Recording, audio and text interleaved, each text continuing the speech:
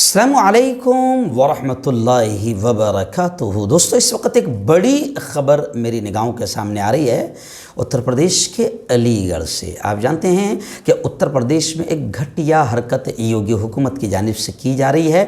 مدارس کے سروے کو لے کر مدارس کو ٹارگٹ کیا جا رہا ہے۔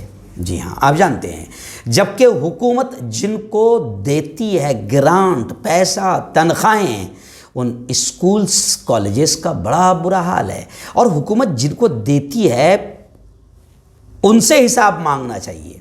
مدرسے حکومت کی بھیک اور خیرات پر نہیں چلتے، مدرسوں کو تو مسلمان اپنی زکوٰۃ صدقہ خیرات سے خود چلاتا ہے۔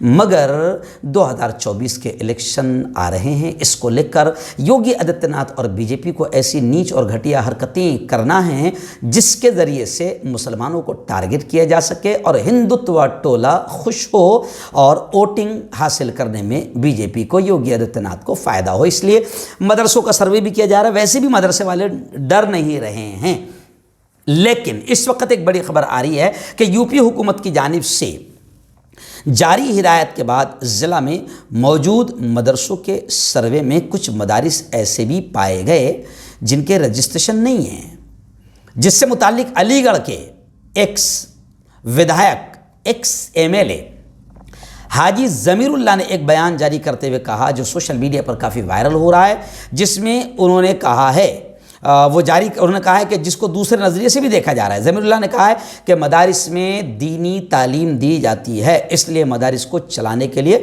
حکومت کی اجازت کی ضرورت نہیں ہے۔ سنویدھان یہی ہے کہ ہر دھرم کے ماننے والوں کو اس پیارے ملک میں پیارے سنویدھان کے مطابق اپنی اپنی دھرم کی تعلیم، اس کا پرچار پرسار کی پوری اجازت ہے۔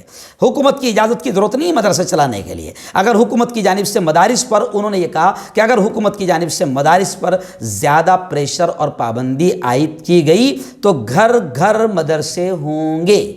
پہلے گھر گھر میں ہی مدارس ہوتے تھے، گھر یا علاقے میں جو بھی پڑھے لکھے بزرگ ہوتے تھے وہیں لوگ قرآن پڑھایا کرتے تھے، کیونکہ مدارس میں دینی تعلیم دی جاتی ہے، کسی کو ڈگری نہیں دیتے، اس لیے اجازت کی ضرورت نہیں ہے۔ سابق رکن اسمبلی حاجی ضمیر اللہ نے حکومت کو نشانہ بناتے ہوئے کہا کہ عوام روزگار، تعلیم اور مہنگائی پر بات نہ کریں، اور غیر مسلم کو خوش کرنے کے لیے مدارس کے سروے کرائے جا رہے ہیں۔ اور ایکچول میں معاملہ یہی ہے کہ بی جے پی حکومت اصل مدعوں سے دھیان ہٹانے کے لیے ایسی گھٹیا پالیسیز لا کر حکومت اصل مدعوں سے دھیان ہٹانا چاہتی ہے۔